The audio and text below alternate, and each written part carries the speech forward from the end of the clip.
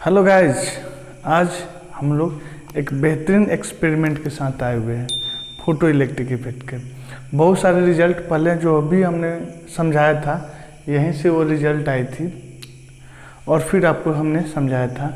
ये बहुत इम्पोर्टेंट है इस एक्सपेरिमेंट को समझना भी और इसे दिमाग में रखना भी। इस एक्सपेरिमेंट के बाद हम लोग इस चैप्टर के जो भी रिजल्ट हैं उसे एक जगह एक साथ कर ले जाएंगे। उसके बाद सारी न्यूमेरिकल ऑटोमेटिक हमारी लगनी चालू हो जाएगी, किसी भी प्रकार के प्रॉब्लम नहीं आएंगे।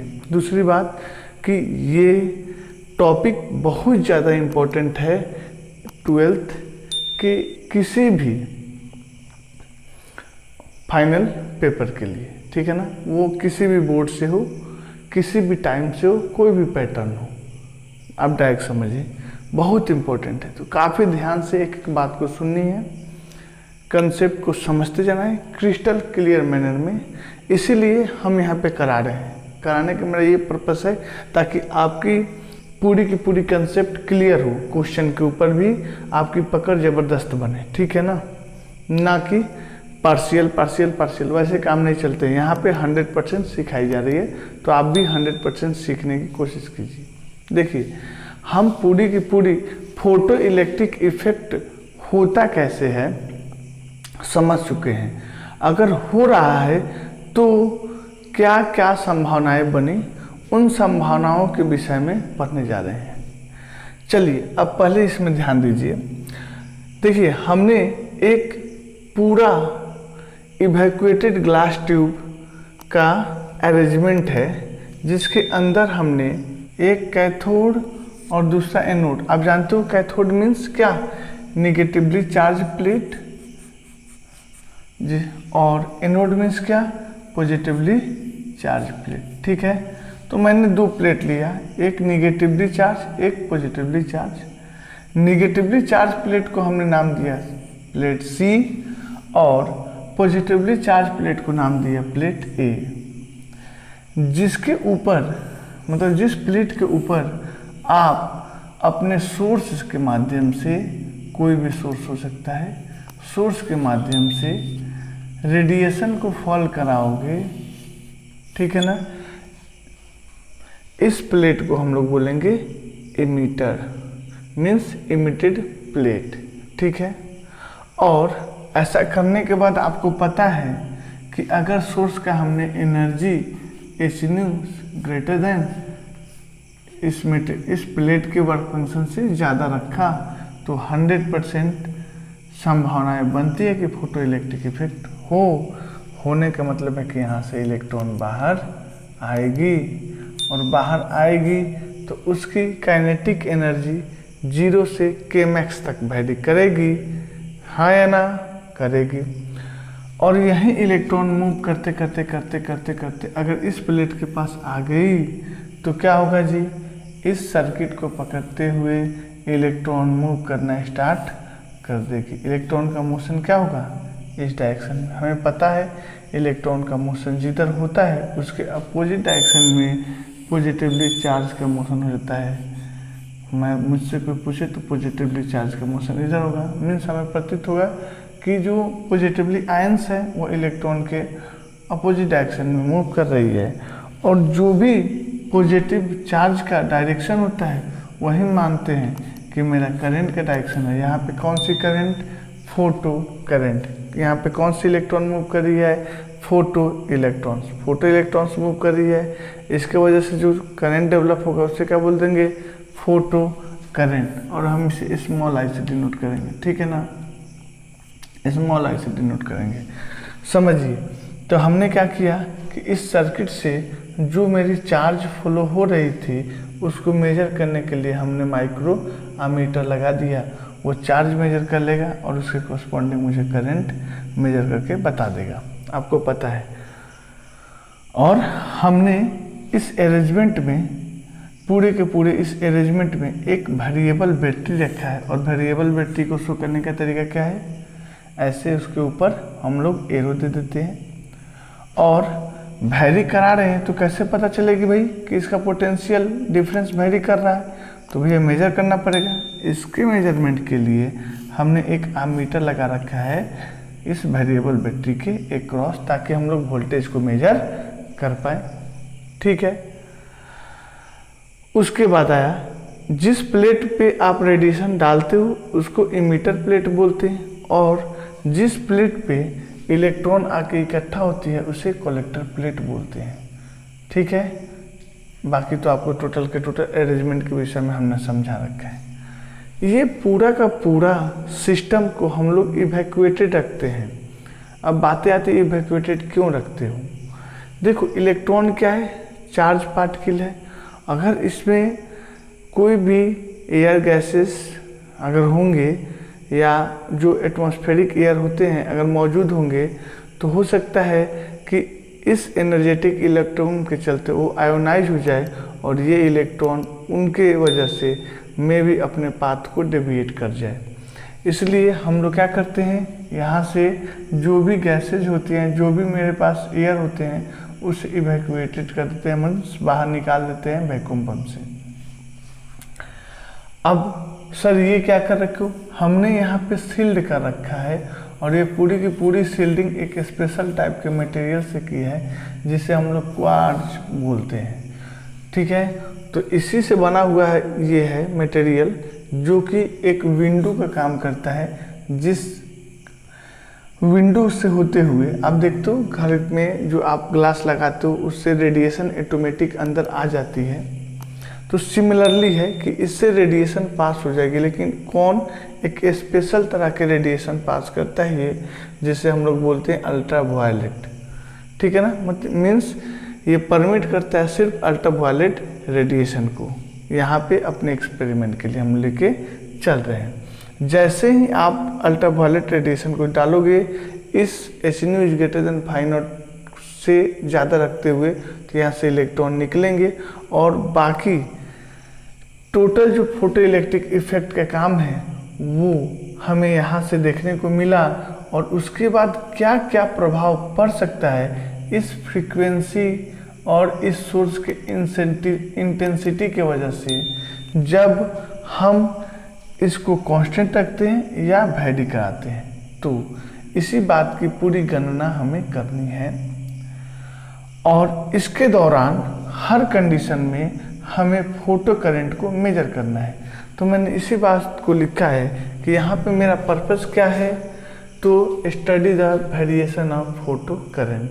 फोटो करंट का हमें स्टडी करना है कि वह कैसे वैरी कर रहा है अगर यहाँ पे सोर्स के इंटेंसिटी को वैरी कराते हैं, तो पहला केस।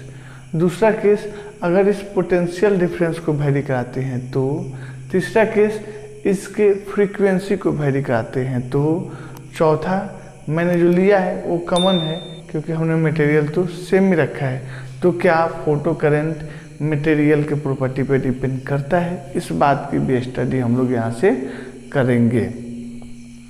ठीक है, तो इसी बात को मैंने मेंशन किया है कि फोटो करंट का तो स्टडी करेंगे कब, जब सोर्स के इंटेंसिटी को वैरी कराएं, जब सोर्स में जो ये पूरे अरेंजमेंट है उसको देखेंगे कि पोटेंशियल डिफरेंस वैरी कराते हैं, तो फिर देखेंगे फ्रीक्वेंसी से कैसे रिलेटेड है, अगर इसे वैरी कराते हैं तो क्या फोटो करंट वैरी करता है या नहीं करता है, और दूसरी नेचर ऑफ जो भी मेरा मेटल प्लेट है जिसके ऊपर हम लोग रेडिएशन को डाल रहे हैं।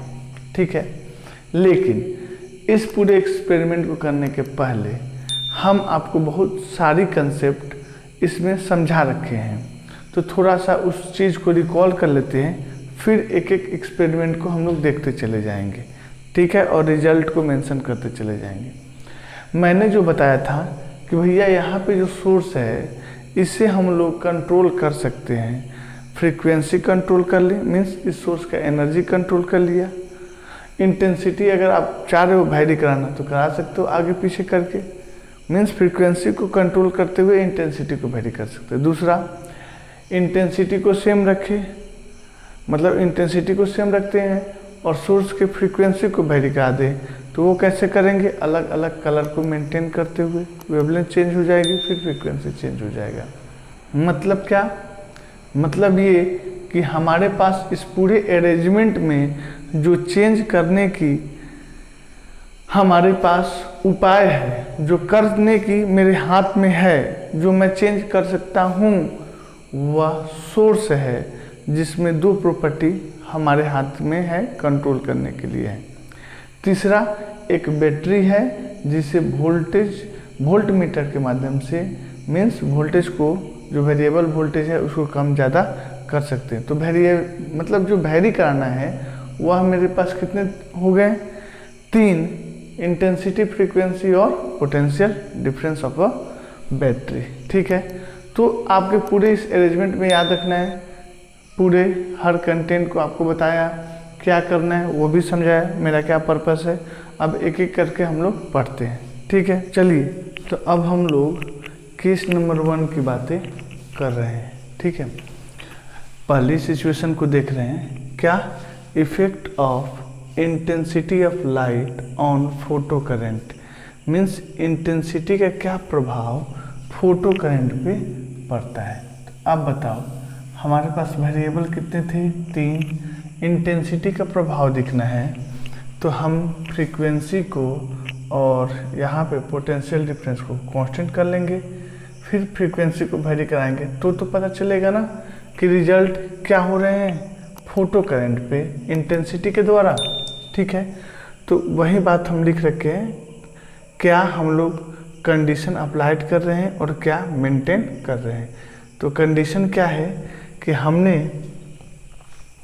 जो प्लेट लिया है जिस पर रेडिएशन फॉल करा रहे हैं, डाल रहे हैं, उसे निगेटिव टर्मिनल से जोड़ा है बैटरी का, और जिस पे इलेक्ट्रॉन आके इकट्ठा हो रहा है जिसे कलेक्टर बोले हैं, उसे पॉजिटिव टर्मिनल से हमने जोड़ रखा है, और ए को पॉजिटिव मेंटेन किया है विथ रिस्पेक्ट टू सी। तो इसी बात को लिखा गया है कि the collector a is maintain at a positive potential with respect to emitter C, means emitter C को निगेटिव रखा और ए को पॉजिटिव रखा। ऐसा रखोगे तो इलेक्ट्रॉन इधर से निकलेगा और इस डायरेक्शन में फ्लो होगा। कैसे सर? आपको पता है positive plate means positive charge इस प्लेट पे इकट्ठा होगा, तो इसके द्वारा अगर इलेक्ट्रिक फील्ड पूछा जाए तो बोलोगे sir away from the plate होगा। ठीक है, अगर इलेक्ट्रॉन है इस पे तो इलेक्ट्रॉन पे किधर फोर्स लगेगा, तो वो पता है जो भी फील्ड होगा उससे अपोजिट डायरेक्शन में, इस डायरेक्शन में लगेगा। तो यही काम यहाँ भी होगा, क्योंकि जो यहाँ पे कंडीशन अप्लाई कर रखे हो बैटरी का, वही कंडीशन इस दोनों प्लेट के कॉरस्पॉन्डिंग है। तो यहाँ पे जो इलेक्ट्रॉन निकलेगा, अगर आप कुछ भी पोटेंशियल 0 से बढ़ के दोगे तो इलेक्ट्रॉन पे जो फोर्स फील करेगा उसका डायरेक्शन क्या होगा, लेफ्ट टू राइट होगा। ठीक है, तो जो भी पहले से जो रेडिएशन डालने के बाद जिस काइनेटिक एनर्जी से इलेक्ट्रॉन निकलेगा, यह बैटरी उस इलेक्ट्रॉन को और सपोर्ट करेगा और उसके काइनेटिक एनर्जी को बढ़ाएगा। ऐसा समझ सकते हैं आप। मैं आपको ये बात बोलूं कि अगर मैंने इसे 0 वोल्ट पे मेंटेन कर दिया बैटरी को, तो भी इलेक्ट्रॉन यहाँ से जो बाहर आएगा उसके पास कुछ ना कुछ तो काइनेटिक एनर्जी होगा। उस काइनेटिक एनर्जी के बदौलत हो सकता है कि वो कैथोड से एनोड पे चला जाए, हो सकता नहीं है, कम से कम एटलीस्ट 1-2 तो चल ही जाते हैं। इतना उसके पास मतलब 1-2 इलेक्ट्रॉन ऐसे होती हैं जिनके पास काइनेटिक एनर्जी इतना होता है कि वह एक प्लेट से दूसरे प्लेट मूव करके चला जाए, मीन्स कैथोड से एनोड मूव करके चला जाए। ठीक है ना। लेकिन हमारी इंटेंसिटी, पहली केस में इंटेंसिटी का वेरिएशन चाहते हैं तो हम इसे फिक्स कर रखें, जो भी पोटेंशियल डिफरेंस आपको मेंटेन करनी है मेंटेन कर लो, कर दिया। और जो इसकी फ्रीक्वेंसी है जो कि h new is greater than 5 होना चाहिए, तो इस बात की कंडीशन रखते हुए न्यू के वैल्यू को भी हमने फिक्स कर दिया, मतलब फ्रीक्वेंसी को फिक्स कर दिया। तो हमने मेंटेन क्या किया है, फ्रीक्वेंसी और पोटेंशियल डिफरेंस को कांस्टेंट कर दिया। ऐसा करने के बाद मुझे देखने को क्या मिल रहा है कि अगर हम इंटेंसिटी बढ़ा रहे हैं तो यहाँ से इस प्लेट से निकलने वाले इलेक्ट्रॉन की संख्या बढ़ रही है, समझ रहे हो। और जैसे इलेक्ट्रॉन की संख्या बढ़ेगी तो यही इलेक्ट्रॉन फ्लो करके यहाँ पे आ रहा है, तो यहाँ पे हमें फोटो करंट भी बढ़ा हुआ मिल रहा है। समझ में आया। पहले एक्सपेरिमेंट से हमने इंटेंसिटी बढ़ाया, यहाँ से नंबर ऑफ इलेक्ट्रॉन जो निकल रहा है उसकी संख्या बढ़ी, और यहाँ पे वो बढ़ी तो यहाँ पे जो इलेक्ट्रॉन एक दो पहुँच रहे थे, हो सकता है कि अब जब इंटेंसिटी बढ़ी, नंबर ऑफ इलेक्ट्रॉन निकल रहे हैं, तो हो सकता है उनमें से निकलने वाले इलेक्ट्रॉन के पास काइनेटिक एनर्जी भी क्या हो, किसी मतलब पहले पास नहीं कर रहे थे तो उनके पास, दो के पास इतनी एनर्जी थी कि यहाँ पे अवेलेबल काइनेटिक एनर्जी इतना था कि वो ए प्लेट के पास, कलेक्टर के पास आ जा रहे थे। अब हम इंटेंसिटी बढ़ा दिए, 10 फोटोन गिरा, जहाँ पे 10 फोटोन थी या 20 फोटोन थी वहाँ पे आप 50 डाल रहे हैं, तो यहाँ से इलेक्ट्रॉन निकलेगी 50 या 50 से कम, तो उसमें से हो सकता है 10 ऐसे हो जिनके पास इतना काइनेटिक एनर्जी अवेलेबल हो कि वह एनोड के पास आराम से पहुंच जाए, तो यहाँ पे उनकी करंट भी बढ़ी हुई मिलेगी। तो हमने इस एक्सपेरिमेंट से पाया कि जैसे जैसे इंटेंसिटी बढ़ाते हैं फोटो इलेक्ट्रॉन्स की संख्या बढ़ती है और उसके करस्पॉन्डिंग फोटो करंट की संख्या भी बढ़ती है। यही बात हमने मेंशन किया है। देखिए कि अगर फ्रीक्वेंसी और पोटेंशियल डिफरेंस को कांस्टेंट रखते हैं और फिर इंटेंसिटी को वेरी कराते हैं, देखिए the intensity of the light is varied and the resulting, क्या लिखा गया शॉर्ट में, photo electric current, P for photo, E for electric, C for current, photo electric current is measured. ठीक है ना, हम लोग मेन तो यही काम था, इंटेंसिटी को वेरी करो, फोटो इलेक्ट्रिक करंट को मेजर करो। तो क्या पाया, ईच टाइम, हर टाइम पे हम लोग मेजर कर रहे हैं, तो फाउंड दैट, क्या पाया हमने कि फोटो इलेक्ट्रिक करंट इंक्रीजेज, ऊपर में अगर एरो मार के लिखे हैं हम तो इसका मतलब आप समझ जाना कि इंक्रीजेज, अगर डाउनवर्ड ऐसे लिखे हुए हैं तो इसका मतलब समझ जाना डिक्रीजेज। तो ये क्या है, increases linearly with the intensity of incident light. जिस प्रोपोर्शन में आप इंटेंसिटी बढ़ा रहे हो, हमें मिला क्या, उसी प्रोपोर्शन में हमारा फोटो इलेक्ट्रिक करंट भी बढ़ा हुआ मिला। इसका मतलब क्या है कि photo electric current directly proportional है किसके जी, इंटेंसिटी ऑफ लाइट के। ओवरऑल अगर रिजल्ट की बात पूछी जाए तो भैया करंट तभी तो बढ़ा हुआ मिला जब हमें यहाँ से नंबर ऑफ इलेक्ट्रॉन बढ़ा हुआ मिले, है ना। इसका मतलब कि जब भी फोटो करंट बोला जाए, P for photo, C for current, photo current बोलो या फोटो इलेक्ट्रिक करंट बोलो, बात क्या है, सेम है। तो अगर फोटो करंट को देखा जाए तो वो डायरेक्टली प्रोपोर्शनल किसके होता है, नंबर ऑफ फोटो इलेक्ट्रॉन्स पर सेकेंड। तो नंबर ऑफ फोटो इलेक्ट्रॉन पर सेकेंड इज कॉल्ड करंट, है ना। इट मीन दैट कि जो हमारी फोटो इलेक्ट्रिक करंट है उसको नंबर ऑफ इलेक्ट्रॉन के टर्म में यहाँ पे लिख रखे हैं, ये डायरेक्टली प्रोपोर्शनल किसके होगा, इंटेंसिटी ऑफ इंसिडेंट रेडिएशन की। ठीक है, तो आप याद रखोगे कि अगर इंटेंसिटी वेरी कराते हैं सर तो होगा क्या, फोटो इलेक्ट्रिक करंट बढ़ जाएगी। फोटो इलेक्ट्रिक करंट क्यों बढ़ा सर, क्योंकि फोटो करंट जो हमारा कैथोड से एनोड आ रहा था वो बढ़ गया। Means photo electric current is directly proportional है इंटेंसिटी ऑफ लाइट, और ये भी डायरेक्टली प्रोपोर्शनल है किसके, फोटो इलेक्ट्रिक इलेक्ट्रॉन के। ठीक है ना, मतलब ये पूरी की पूरी कंसेप्ट आप समझ गए होंगे। ठीक है, रिजल्ट को याद रखना है, ध्यान रखना है। अब बात हमारी आती है इसकी वेरिएशन की। अगर इंटेंसिटी वेरी करा रहे हैं तो इंडिपेंडेंट वेरिएबल होंगे। ऑलरेडी बहुत बार हमने आपको रिपीट कर रखा है कि इंडिपेंडेंट को जब नहीं बोला जाए या इन जनरल दिखाना होता है तो एक्स एक्सिस जो होती है उसके ऊपर डाल देते हैं। तो मैंने इंटेंसिटी ऑफ लाइट को डाला जिसे हम वेरिएबल मान रहे हैं, अकॉर्डिंग टू आवर नीड कम बेसी कर रहे हैं। तो क्या पाए कि करंट जो है डायरेक्टली प्रोपोर्शनल है। अगर ऐसा रिलेशन होता है डायरेक्टली प्रोपोर्शनल का तो आप किससे शो करते हो, स्ट्रेट लाइन से करते हो कि नहीं, स्ट्रेट लाइन से। तो याद रखना intensity versus photo electric current का अगर कोई ग्राफ पूछेगा तो आप बताओगे कि ये क्या होगा, स्ट्रेट लाइन होगा। क्या होगा जी, स्ट्रेट लाइन होगा। ओके है।